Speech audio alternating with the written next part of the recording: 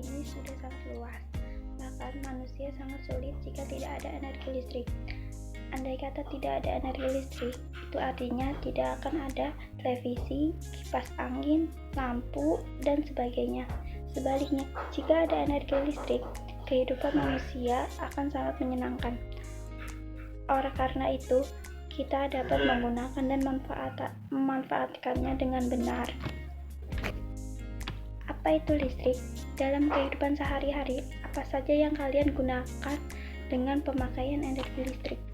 Jadi, di sini kita akan mendeskripsikan tentang yang pertama, konsep listrik dan resistasi listrik. Yang kedua, rangkaian terbuka dan tertutup. Yang ketiga, rangkaian listrik seri dan paralel. Yang keempat, perencanaan media dan video simulasi atau alat peraga. Konsep listrik dan resistasi. Pengertian konsep listrik. Listrik merupakan suatu muatan terdiri dari muatan positif dan muatan negatif, di mana sebuah benda akan dikatakan memiliki energi listrik apabila suatu benda itu mempunyai perbedaan jumlah muatan.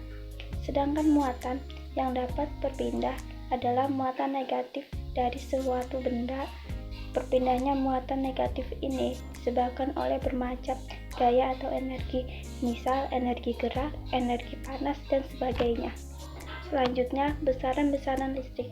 Yang pertama, tegangan listrik. Tegangan listrik yaitu perbedaan potensial listrik antara dua titik dalam rangkaian listrik dan dinyatakan dalam suatu volt, satuan volt. Yang kedua, arus listrik.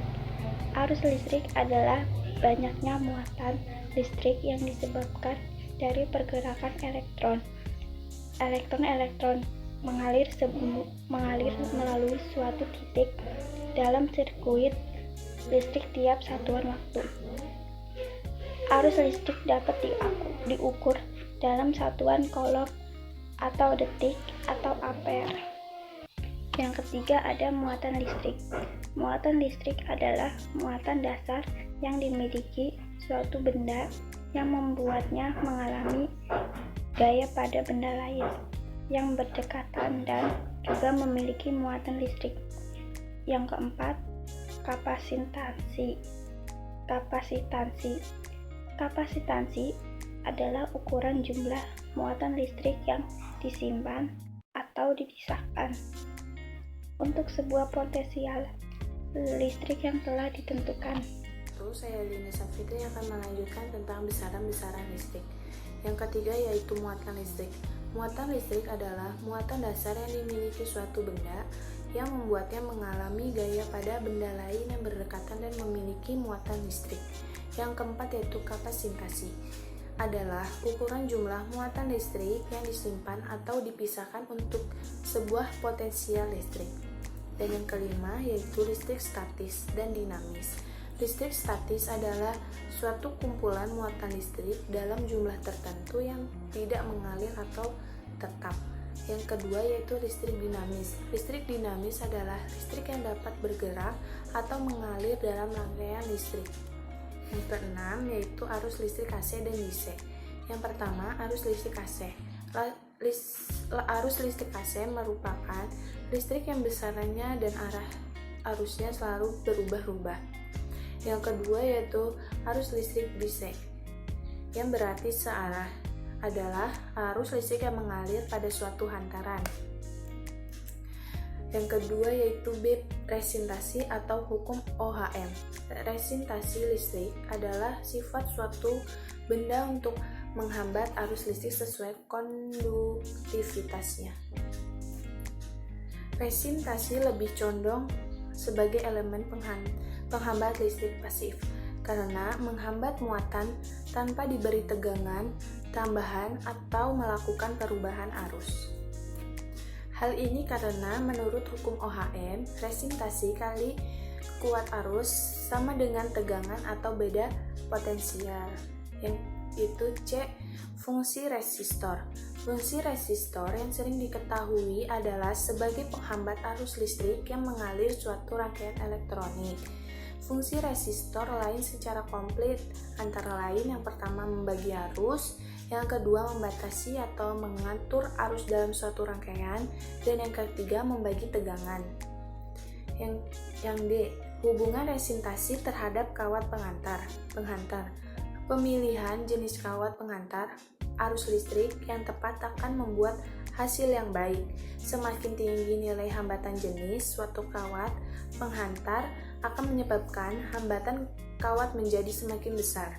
Nilai hambatan kawat yang besar akan menyebabkan nilai arus yang mengalir semakin kecil. Selanjutnya kita akan membahas tentang rangkaian tertutup dan rangkaian terbuka. Rangkaian listrik tertutup adalah rangkaian listrik yang antara komponen satu dengan yang lainnya berhubungan atau tidak terputus, maka terjadilah arus listrik. Pada rangkaian terbuka, tidak terjadinya aliran listrik, maka dari itu lampu tidak menyala. Listrik hanya dapat mengalir pada rangkaian tertutup.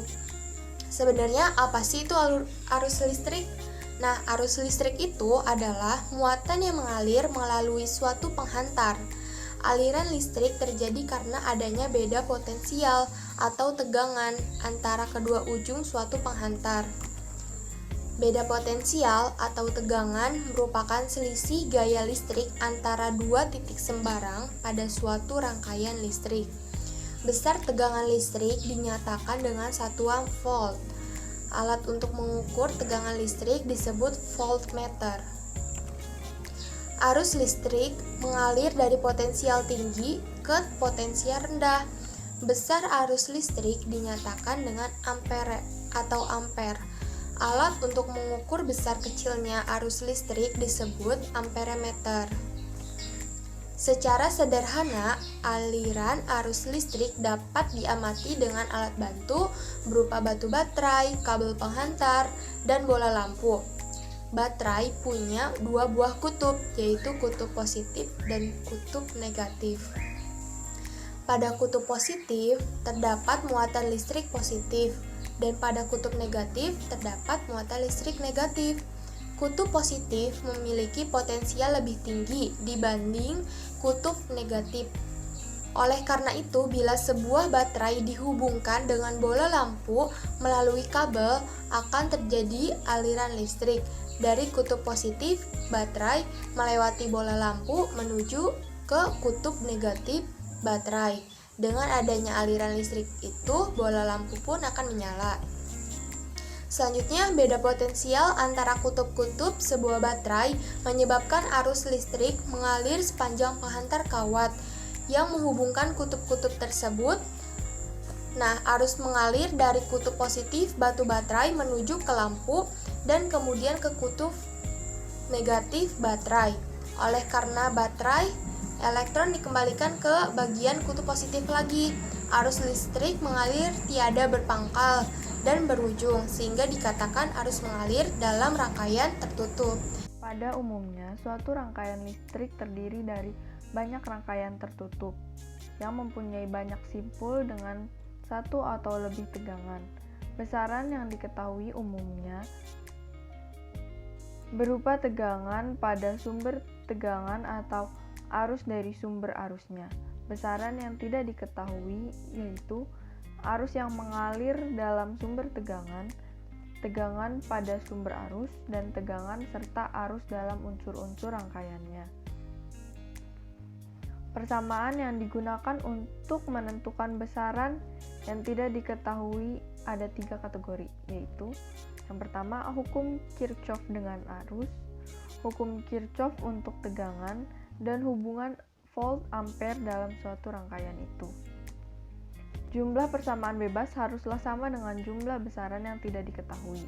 Persamaan bebas yang tersedia yaitu pertama, jumlah persamaan bebas untuk hubungan volt ampere sama dengan jumlah unsur dalam rangkaian. Yang kedua, jumlah persamaan bebas menurut hukum arus Kirchhoff sama dengan jumlah simpul dalam rangkaian dikurang 1. Yang ketiga, jumlah persamaan bebas menurut hukum tegangan Kirchhoff sama dengan jumlah rangkaian tertutup bebas. Rangkaian tertutup bebas adalah rangkaian yang persamaan hukum tegangan Kirchhoff mengandung paling sedikit salah satu tegangannya yang tidak termasuk dalam persamaan lain. Penentuan variabel yang tidak diketahui dapat dilakukan secara sembarangan, tetapi dengan cara yang tersusun rapi dapat mempermudah dan menyederhanakan penyelesaiannya. Tegangan dan arus pada resistor ditentukan sesuai dengan induktor dan pada kapasitor sehingga hubungan volt ampere dalam suatu rangkaian selalu positif. Ada dua bentuk rangkaian yang dapat mempermudah penentuan variabel tadi. Yang pertama, bagian seri. Arus mengalir dalam masing-masing unsur atau sumber yang dihubungkan secara berurutan atau sama, sesuai dengan hukum Kirchhoff untuk arus, sehingga hanya ada arus tunggal yang mengalir dalam rangkaian tersebut. Bentuk rangkaian yang kedua adalah bagian rangkaian paralel. Dalam bentuk ini, variabel tegangan tunggal terpasang untuk semua unsur dan sumbernya. Suatu rangkaian dengan sebuah rangkaian tertutup yang terdiri dari sebuah sumber tegangan bebas dengan 3 unsur berupa resistor. Unsur itu dihubungkan secara seri dan dalam rangkaian itu jelas bahwa hukum Kirchhoff arus semua unsur dalam rangkaian itu akan mengalirkan arus yang sama besar ampernya. Nama saya Muhammad David Nur. Di sini saya akan menjelaskan tentang rangkaian listrik dan macam-macam rangkaian listrik. Nah, di sini kita harus mengetahui terlebih dahulu apa rangkaian listrik. Di sini pengertiannya, rangkaian listrik adalah sebuah jalur atau rangkaian sehingga elektron dapat mengalir dari sumber voltase atau arus listrik. Jadi di sini rangkaian itu mempunyai sebuah jalur untuk arus listrik tersebut. Di sini terdapat dua rangkaian, yaitu rangkaian seri dan paralel. Rangkaian seri dan paralel dikombinasikan sehingga menjadi rangkaian kombinasi atau gabungan.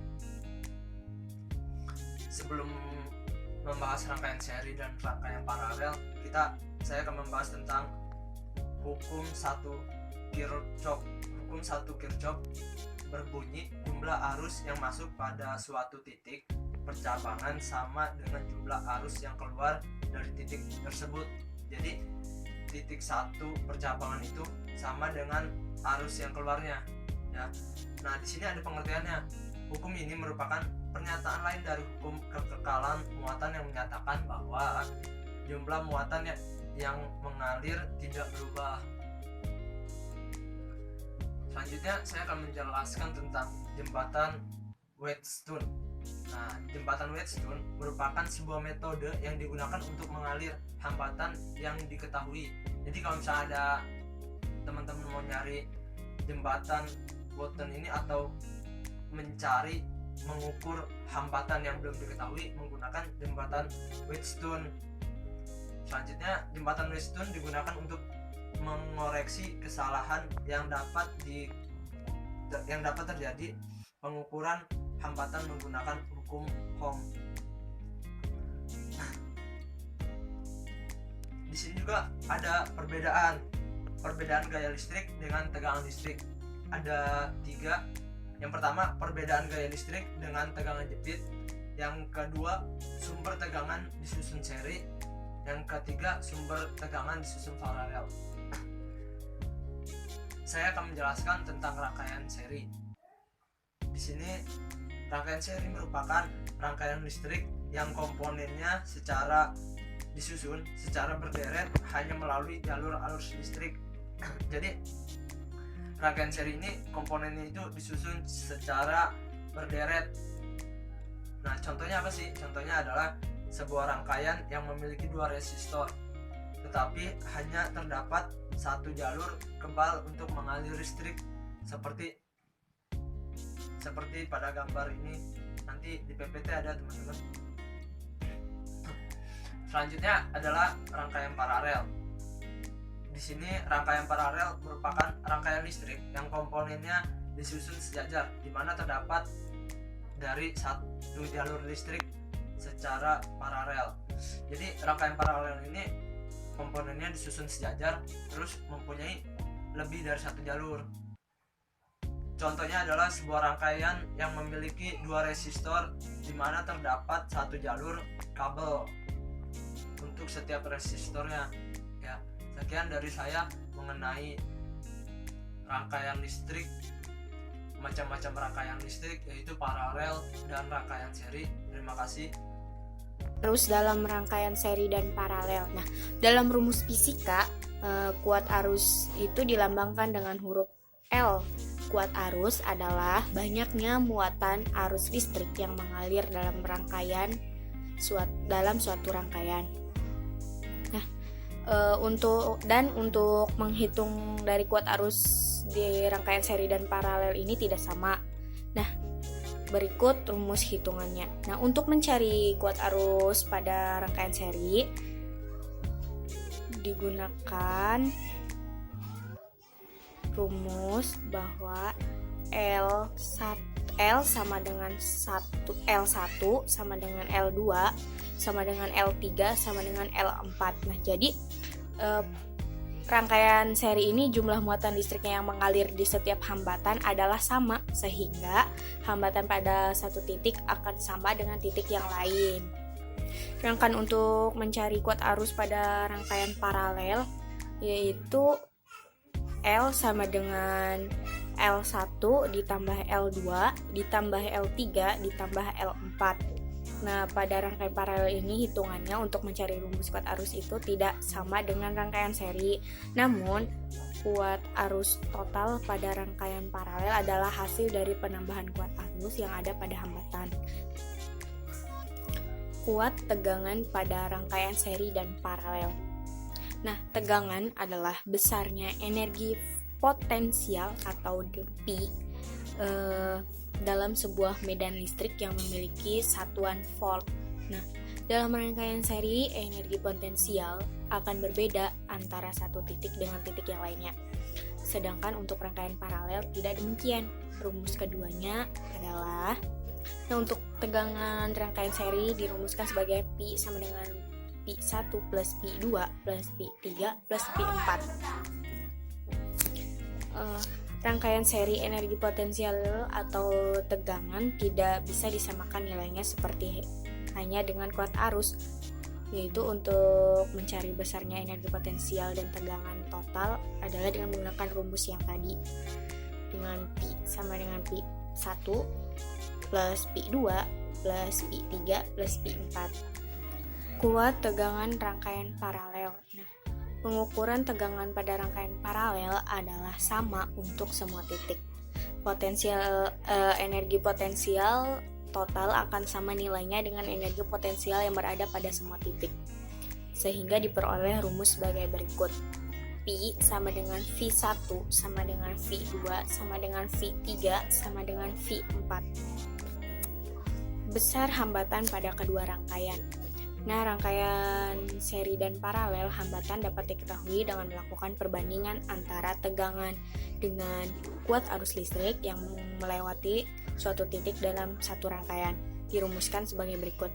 Besar hambatan rangkaian seri. Nah, dalam rangkaian seri, jumlah hambatan total adalah penjumlahan dari seluruh hambatan dalam rangkaian listrik. Dengan rumusnya yaitu R sama dengan R1 ditambah R2 ditambah R3 ditambah R4. Besar hambatan rangkaian paralel. Hambatan pada rangkaian listrik paralel tidak sama antara satu titiknya. Hal ini terjadi karena dalam rangkaian listrik paralel terjadi percabangan, sehingga rumus mencari hambatan total adalah R garis miring R sama dengan R garis miring R1 ditambah 1 garis miring R2 ditambah 1 garis miring R3 ditambah 1 garis miring R4. Kelebihan dan kekurangan rangkaian seri dan paralel. Nah, tentunya penggunaan metode koneksi yang akan digunakan harus melihat kelebihan dan kekurangan rangkaian seri dan paralel yang secara karakteristik itu memiliki banyak perbedaan.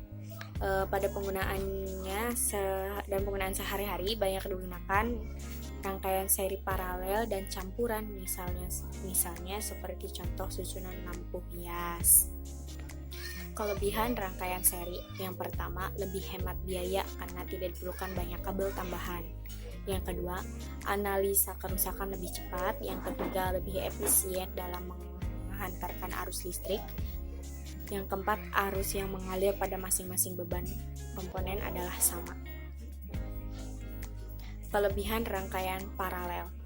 Yang pertama itu, karena masing-masing komponen terhubung ke sumber listrik, maka jika ada salah satu komponen mati, maka komponen lainnya tidak akan berpengaruh.